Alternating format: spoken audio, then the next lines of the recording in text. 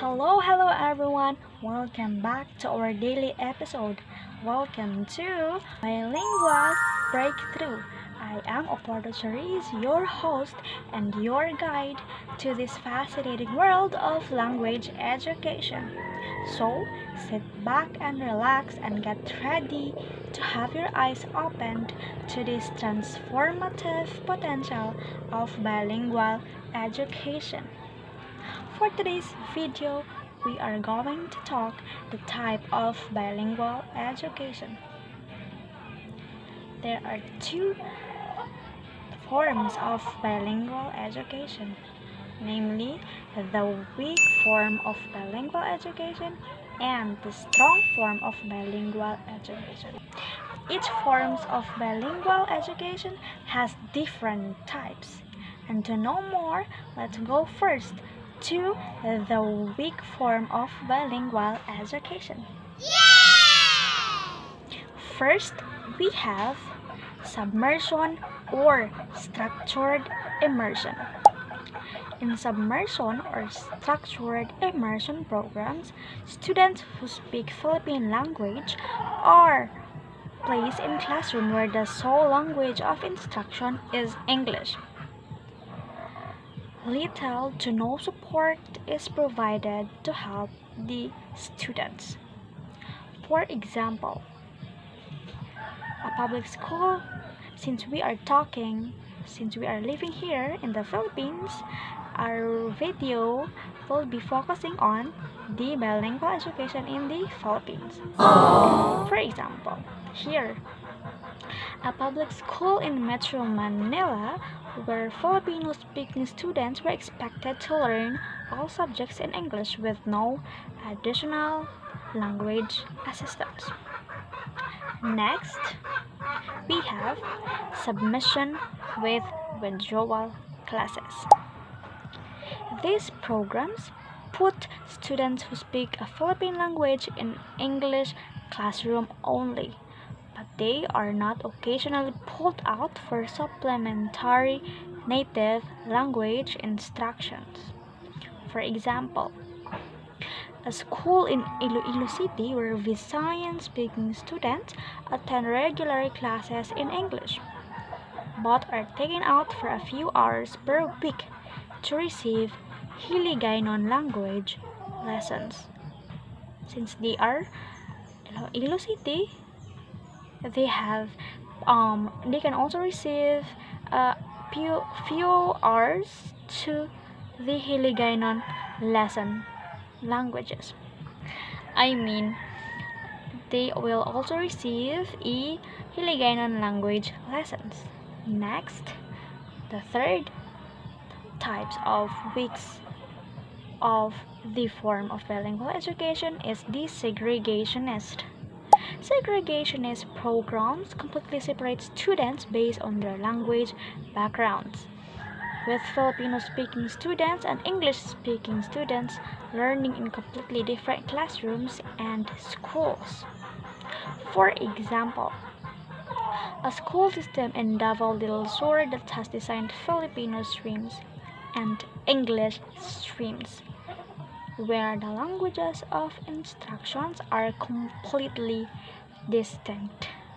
Fourth, we have the transitional.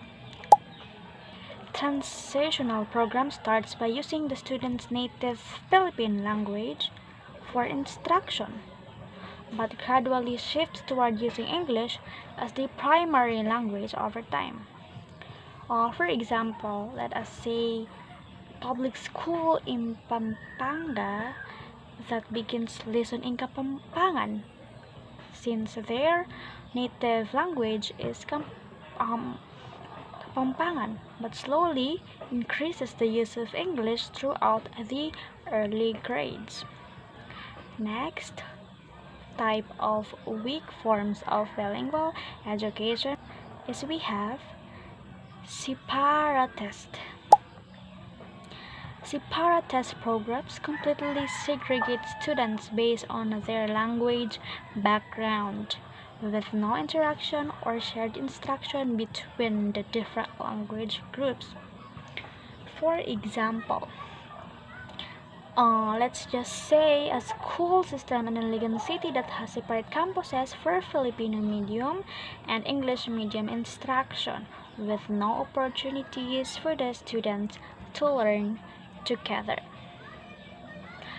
That is the types of forms of the week of the bilingual education. Now let us move on to the strong forms of bilingual education, specifically in the Philippines. The first type of strong forms of bilingual education, specifically in the Philippines, is the immersion. In immersion programs, students who speak Philippine language like Tagalog or Visayan are taught all their subjects, from math to science, into completely in English. The aim is for them to become fluent in both their native language and English. For example, a school in Cebu City where everything from lessons to activities is conducted solely in English, even though the student's first language is Cebuano. Next type of the strong forms of bilingual education, specifically in the Philippines, is maintenance heritage language. These programs focus on helping students maintain and improve their skills in their native Philippine language, such as the Ilocano or Kapampangan, while also teaching them English. Example, a school in Pampanga that offers classes in the local Kapampangan language alongside English language courses. Next, the third one is we have the two-way dual language. In two-way dual language programs, students who speak a Philippine language and students who speak English learn together with lessons taught in both languages. For example, let us say a school in what else? Cagayan de Oro, where some subjects are taught in Visayan and others are taught in English, with both groups of students participating in all the classes. Lastly, we have the mainstream with enriched language. In this program, the main subjects are taught in the students' native Philippine language, but the students also receive extra English language classes to help them become proficient in both languages. For example, let's just say a school in Davao City, where the core lessons are in Visayan, but the students also have daily English language courses. The goal of this strong form of bilingual education in the Philippines, specifically in the Philippines, is to help students become fluent in both their native language and English, while also preserving the country's rich linguistic and cultural diversity. Wow! And that's all we have the time for today's video, which is the bilingual breakthrough. Remember, the key is finding the right balance, honoring native languages while equipping students for a multilingual world. It is a delicate dance but so vital for our global future. Join us next time as we venture to a new corner of the world. Until then, keep learning, keep growing, and celebrate linguistic diversity. Mabuhay!